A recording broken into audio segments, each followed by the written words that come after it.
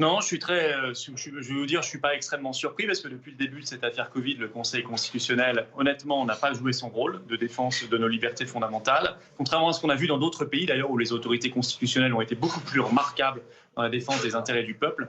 Et il se trouve que là, je suis surpris quand même que le Conseil constitutionnel ne fasse, par exemple, ne censure même pas le pass sanitaire pour l'entrée dans les hôpitaux, dans les établissements de santé, alors que vous avez le Conseil de l'ordre des médecins qui, hier, a publié un communiqué en disant écoutez, c'est très dangereux de faire ça, il faut supprimer ce pass sanitaire à l'entrée des hôpitaux.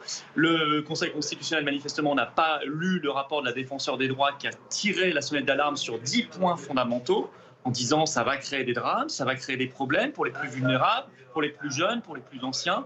Et on se retrouve dans des situations où aujourd'hui, on va mettre en place une espèce d'usine à gaz monstrueuse qui va créer des inégalités de traitement entre les Français, qui va restreindre fondamentalement nos libertés.